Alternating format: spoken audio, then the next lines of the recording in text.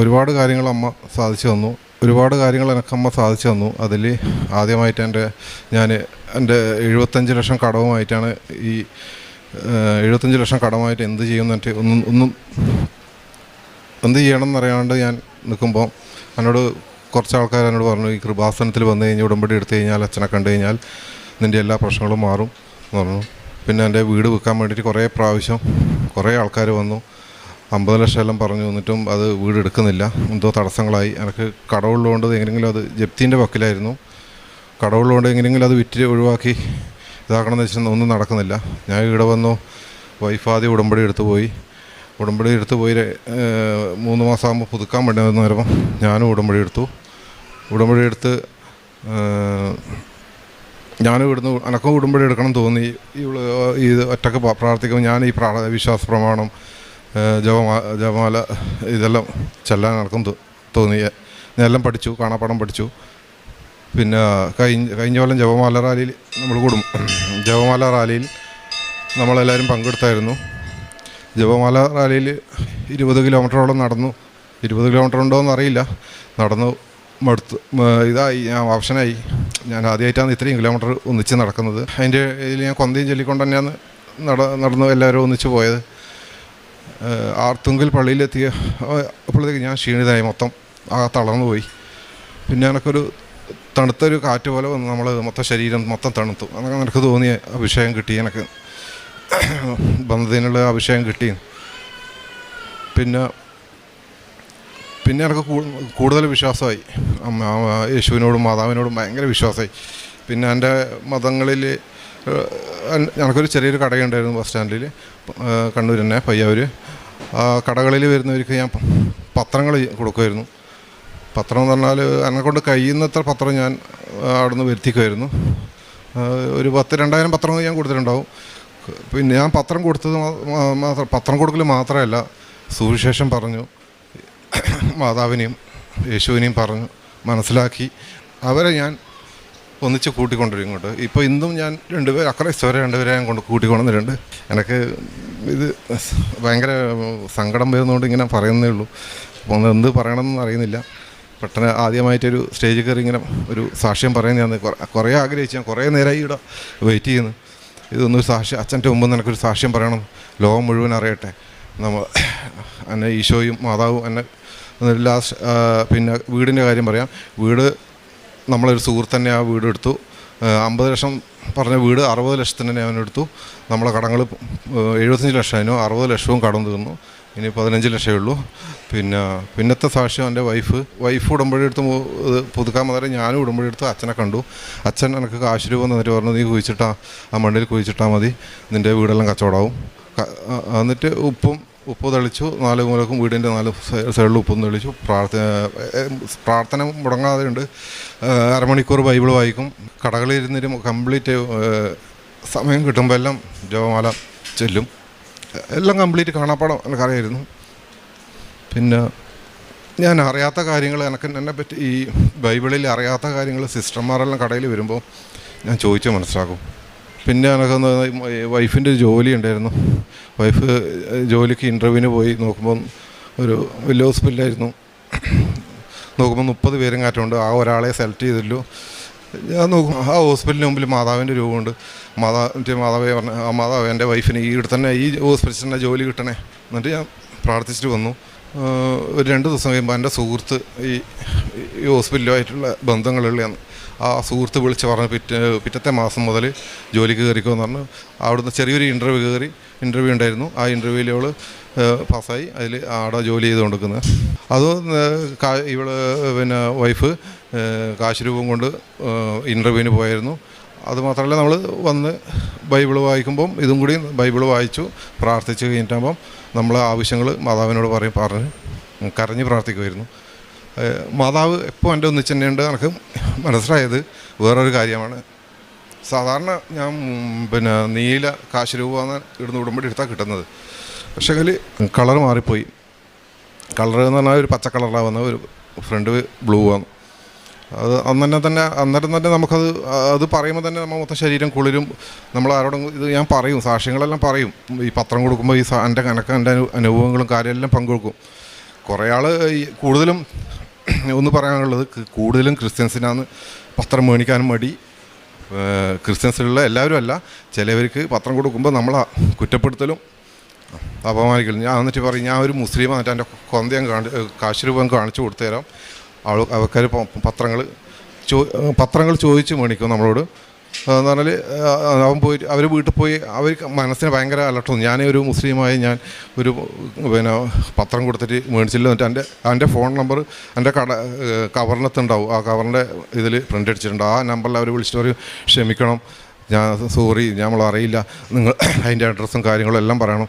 അത് ചില ആൾക്കാർ എന്തെങ്കിലും എന്തെങ്കിലും അച്ഛൻ വെറും ഇത് അച്ഛൻ പറയുന്ന വിശ്വാസമില്ല. ഞാൻ പറഞ്ഞു നിങ്ങളൊന്ന് പോയി നോക്കിയിട്ട് പറ, വെറുതെ ഇല്ലാത്ത കാര്യങ്ങൾ പറഞ്ഞു ഇതാക്കണ്ടത്. ഞാൻ ഫേസ്ബുക്കിലും അതുപോലെ ഫേക്ക് ന്യൂസ് ഒരുപാട് കണ്ടിട്ടുണ്ട്.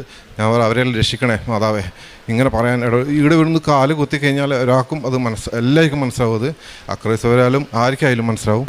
പിന്നെ പറയാനുള്ളത് ജോലിൻ്റെ ഇതായി എൻ്റെ വീടിൻ്റെ കടങ്ങൾ മാറി.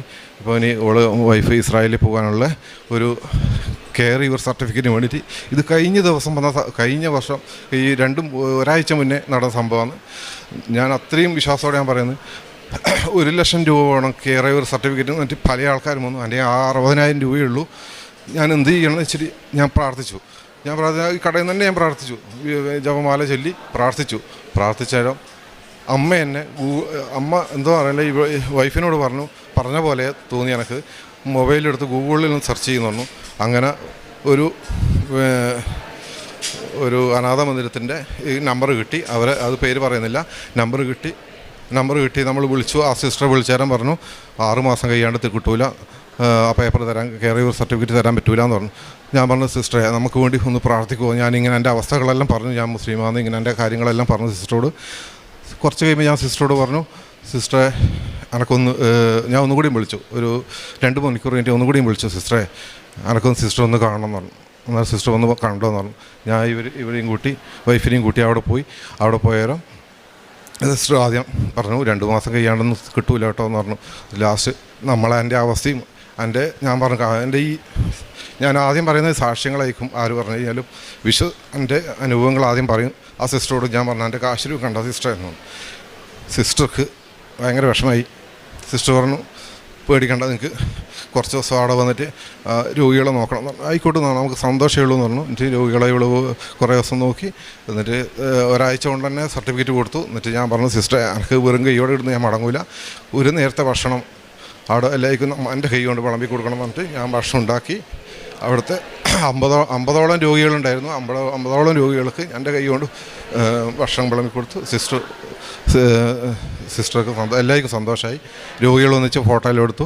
നമ്മൾ രോഗികളെല്ലാം പരിചയപ്പെട്ടു. രോഗികളോട് പറഞ്ഞ് ഇനിയും എനിക്ക് എന്തെങ്കിലും ഒരു ഇതുണ്ടെങ്കിൽ ഞാൻ ഇവിടെ വന്നിട്ട് ഒരു നേരത്തെങ്കിലും ഭക്ഷണം എനിക്ക് തരാൻ പറ്റണേ എന്നിട്ട് ഞാൻ പ്രാർത്ഥിച്ചു. എന്നിട്ട് ഞാൻ തിരിച്ചു വന്നു. പിന്നെ ഇതൊക്കെയാണ് എൻ്റെ സാക്ഷ്യങ്ങൾ. ഇനിയിപ്പം ഇസ്രായേൽ പോകാനുള്ള പ്രോസസ്സിങ് നടന്നുകൊണ്ടിരിക്കുന്നേ ഉള്ളൂ. ഇനി കെയർ യുവറിൻ്റെ സർട്ടിഫിക്കറ്റ് കൊടുത്ത് പ്രോസസ്സ് നടന്ന് അതിന് വേണ്ടിയിട്ട് ഇപ്പം രണ്ടാമത് നമ്മൾ പുതുക്കേണ്ട സമയമായി. അന്നേരം ഞാൻ പറഞ്ഞു, ഞാൻ സാക്ഷ്യം പറഞ്ഞ് വൈഫ് പുതുക്കിയിട്ട് പോകാമെന്ന് വെച്ചിട്ട് ഇവിടെ വന്നതാണ്. പിന്നെ എനിക്കൊന്ന് പറയാനുള്ള ഇവിടുത്തെ അച്ഛൻ്റെ കുടുംബടി ധ്യാനം കണ്ടിന്യൂ ആയിട്ട് ഞങ്ങൾക്ക് കൂടും. യൂട്യൂബിലെടുത്ത് നോക്കിക്കഴിഞ്ഞാൽ അറിയാണ്ട് ഞാൻ ഷെയർ ചെയ്യും, എല്ലാം ഞാൻ ഷെയർ ചെയ്യും. പിന്നെ രാവിലത്തെ പ്രാർത്ഥന പരമാവധി ഒന്നിച്ച് അച്ഛൻ്റെ ഒന്നിച്ച് ലൈവായിട്ട് പ്രാർത്ഥിക്കും. സന്ധ്യാപ്രാർത്ഥന പ്രാർത്ഥിക്കും. പിന്നെ സാക്ഷ്യങ്ങൾ മുടങ്ങാതെ കേൾക്കും. മെയിനായിട്ട് പത്രങ്ങൾ കൊടുത്ത് ജനങ്ങളെ അവിടെ വരുന്ന കടയിൽ ഇഷ്ടംപോലെ ആൾക്കാർ വരുന്നുണ്ട്. അവരെല്ലാം ഞാൻ പറഞ്ഞ് മാതാവിൻ്റെ അടുത്ത് വെഞ്ചരിച്ച ഫോട്ടോ കടയിൽ പതിപ്പിച്ചു. അച്ഛൻ പറയുന്ന ഓരോ കാര്യങ്ങളും അച്ഛൻ നോട്ട് ബൈ മെരിറ്റ് കേസ് എന്ന് അച്ഛൻ ഇതിനിടയ്ക്കൊരു കുടുംബ ധ്യാനത്തിൽ പറഞ്ഞിട്ടുണ്ടായിരുന്നു. അതിൻ്റെ ഗ്ലാസ്സിട്ട് ടേബിളിൻ്റെ അടിയിൽ വലിയ അക്ഷരത്തിൽ എഴുതി വെക്കും. പിന്നെ ഇടയ്ക്ക് അത് പറഞ്ഞുകൊണ്ടിരിക്കും. പിന്നെ ഈ അച്ഛൻ്റെ ഉടമ്പടി ധ്യാനത്തിൽ തന്നെ ഒരുപാട് പഠിക്കാനുണ്ട്. അച്ഛൻ ജനങ്ങൾക്ക് വേണ്ടിയിട്ട് ചെയ്യുന്ന കാര്യങ്ങൾ നോക്കുമ്പോൾ ഭയങ്കര ഇതുപോലത്തെ ഒരു അച്ഛൻ നമുക്ക് എവിടെ ഇല്ലല്ലോ എന്ന് ഓർക്കുമ്പോൾ എനിക്ക് വിഷമമുണ്ട്. ഞാൻ ഇതുവരെ കണ്ടതിൽ ഏറ്റവും നല്ല അച്ഛൻ്റെ പ്രവർത്തനം, അച്ഛൻ്റെ ആയുസ്സിനും ഇതിനും ഞാൻ എന്നും പ്രാർത്ഥിക്കും. അച്ഛൻ ജനങ്ങൾക്ക് വേണ്ടി ചെയ്യുന്ന ഈ ഫുൾ ടൈം അച്ഛൻ വർക്കാണ്. അച്ഛന് റെസ്റ്റ് ഇല്ലാതെ ഉടമ്പടി എടുത്തതിന് പിന്നെ സ്വഭാവം എനിക്ക് എല്ലാവരും സഹായിക്കണം. ഒരു നേരത്തെ ഭക്ഷണത്തിന് വന്നു കഴിഞ്ഞാൽ കടയിൽ ആരെങ്കിലും വന്നു കഴിഞ്ഞാൽ ഒരു ഉച്ചക്ക് ഭക്ഷണം കഴിക്കേണ്ട അവർക്ക് മാന്യമായിട്ട് കഴിക്കേണ്ട പൈസ എടുത്ത് കൊടുക്കും. രാവിലെ വന്നാൽ ചായ ഒരു കടി. നമുക്ക് എൻ്റെ മേൽ ഒരുപാട് പൈസ ഒന്നുമില്ല, മൊത്തം കടത്തിലാണ്. എന്നാലും ഞാൻ എന്നെക്കൊണ്ട് കഴിയുന്നതെല്ലാം സഹായിക്കലുണ്ട്. ഇതെല്ലാം ഉടമ്പടിയിലെല്ലാം എൻ്റെ കാര്യങ്ങൾ നടത്തുന്ന ഈശോയ്ക്കും മാതാവിനും കോടാനുകോടി നന്ദി. ജെറമിയ 31:9 കണ്ണീരോടെയാണ് അവർ വരുന്നത്, എന്നാൽ ഞാൻ അവരെ ആശ്വസിപ്പിച്ച് നയിക്കും. റസാഖ് എന്ന ഈ സഹോദരൻ പരിശുദ്ധ കൃപാസന മാതാവിൻ്റെ ഉടമ്പടി ജീവിതത്തിലേക്ക് പ്രവേശിച്ച് സഹോദരനുണ്ടായിരുന്ന വലിയ കടബാധ്യത അമ്മ മാതാവിൻ്റെ സംരക്ഷണയാൽ ഉടമ്പടി നേർച്ചവസ്തുക്കളുടെ പ്രയോഗത്തിലൂടെ പൂർണ്ണമായി മാറ്റപ്പെടും വിധം അമ്മ സഹായിച്ചതിനെയാണ് ആദ്യം സാക്ഷ്യപ്പെടുത്തിയത്. മറ്റൊന്ന്, ജീവിത പങ്കാളിക്ക് ഒരു ജോലി ലഭിച്ചതും മറ്റൊരു ജോലിക്ക് വേണ്ടിയുള്ള പ്രോസസ്സ് വേഗത്തിലാക്കുവാൻ അമ്മ മാതാവിൻ്റെ ഇടപെടൽ വഴി സാധ്യതകൾ തെളിഞ്ഞതിനെയുമാണ് സഹോദരൻ സാക്ഷ്യപ്പെടുത്തിയത്. ഈ സാക്ഷ്യത്തിൻ്റെ പ്രത്യേകത, ഒരു അക്രൈസ്തവ മകനാണെങ്കിലും അമ്മയിലും ഈശോയിലും പൂർണ്ണമായി ശരണപ്പെട്ടുകൊണ്ട് പ്രേക്ഷിത പ്രവർത്തനത്തിന് യാതൊരു സങ്കോചവുമില്ലാതെ എല്ലാ മനുഷ്യർക്കിടയിലേക്കും അമ്മ മാതാവിൻ്റെ പ്രത്യക്ഷീകരണത്തിൻ്റെ സന്ദേശം കൈമാറുവാൻ സന്തോഷത്തോടും തീഷ്ണതയോടും കൂടി വ്യാപരിക്കുകയും ചിലപ്പോഴെങ്കിലും ക്രൈസ്തവ സഹോദരങ്ങളിൽ നിന്ന് ആ കൃപാസനത്തിൻ്റെ പത്രം കൈമാറുമ്പോൾ നീരസം കാണിക്കുന്നതും അത് സ്വീകരിക്കുവാൻ അവർ പ്രയാസം കാണിക്കുന്നതിനെയാണ് സങ്കടമായി എഴുത്താരയിൽ സൂചിപ്പിച്ചത്. എങ്കിലും അതിനെക്കുറിച്ച് പരിഭവമില്ലാതെ ദൈവനാമത്തെ മനുഷ്യരുടെ മുമ്പിൽ ഏറ്റുപറയുമ്പോൾ ദൈവത്തിന് മുമ്പിൽ ഈശോ എന്നെ ഏറ്റുപറയുമെന്ന പൂർണ്ണമായ ബോധ്യത്തോടും വിശ്വാസത്തോടും കൂടി ഉടമ്പടി ജീവിതം പൂർണ്ണമായ ശ്രദ്ധയിലും സ്നേഹത്തിലും എങ്ങനെ നയിക്കുന്നുവെന്ന് സഹോദരൻ വാക്കുകളിലൂടെ സാക്ഷ്യപ്പെടുത്തുകയാണ്. പ്രിയമുള്ളവരെ, അലസമായിക്കൊണ്ടിരിക്കുന്ന വിശ്വാസ ജീവിതത്തിന് ലക്ഷ്യബോധം നൽകുന്ന ദൈവിക പദ്ധതിയാണ് ഉടമ്പടി ജീവിതം.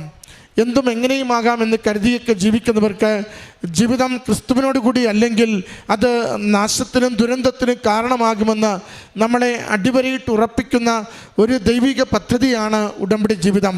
അതുകൊണ്ട് ഉടമ്പടി ജീവിതത്തിലൂടെ നമ്മൾ ഏതെങ്കിലും ചില പ്രാർത്ഥനകൾ ചൊല്ലുകയല്ല, ദൈവത്തിന് സ്വന്തമാകുന്നൊരു ജനതയായി രൂപപ്പെടുകയാണ് ചെയ്യുന്നത്. നമ്മുടെ പെരുമാറ്റങ്ങളിൽ വ്യത്യാസമുണ്ടാകും, ദൈവത്തോടുള്ള നമ്മുടെ ബന്ധത്തിൽ ആഴപ്പെടലുണ്ടാകും, നമ്മൾ മറ്റുള്ളവർക്ക് ചെയ്യുന്ന നന്മകളിൽ തീഷ്ണതയും തീവ്രതയും ഉണ്ടാകും. നമ്മളെ തന്നെ ആന്തരികവും ബാഹ്യവുമായി ശുദ്ധിയോടുകൂടി സൂക്ഷിക്കുവാൻ നിരന്തരമായി നാം പരിശ്രമിക്കുകയും ചെയ്യും. അതുകൊണ്ട് ഉടമ്പടി ജീവിതം കാര്യസാധ്യത്തിൻ്റെ ജീവിതം അല്ല, മറിച്ച് ഉടമ്പടി ജീവിതം ദൈവത്തെ സ്വന്തമാക്കിക്കൊണ്ട് ലോകത്തിൽ എൻ്റെ കർത്താവ് ഇന്നും ജീവിക്കുന്നു, അവൻ അനേകർക്കിന്നും അത്ഭുതങ്ങളിലൂടെ അവൻ്റെ അടയാളങ്ങളിലൂടെ ജീവിതവും ജീവിത മാർഗങ്ങളും തെളിച്ചു കൊടുക്കുന്നു എന്ന് പറയുന്നതാണ് മരിയൻ ഉടമ്പടി എന്നത്. അതുകൊണ്ട് കർത്താവിൽ ശരണപ്പെട്ടുകൊണ്ട് നമ്മുടെ ജീവിതങ്ങളെ നവീകരിക്കുവാൻ നമുക്ക് പരിശ്രമിക്കാം. അമ്മ മാതാവ് കൂടെ നിന്ന് തിരുക്കുമാരനിൽ നിന്നും നമുക്ക് വേണ്ടുന്ന അനുഗ്രഹങ്ങൾ സമയച്ചുരുക്കത്തിൽ അനുവദിച്ച് തരികയും ചെയ്യും. ഈ കുടുംബത്തിന് ലഭിച്ച എല്ലാ വിശ്വാസ ബോധ്യങ്ങൾക്കും ഭൗതിക അനുഗ്രഹങ്ങൾക്കും അമ്മ മാതാവിനും തിരുക്കുമാരനും നന്ദി പറഞ്ഞുകൊണ്ട് കരങ്ങളടിച്ച് ഈ സാക്ഷ്യം നമുക്ക് സമർപ്പിക്കാം.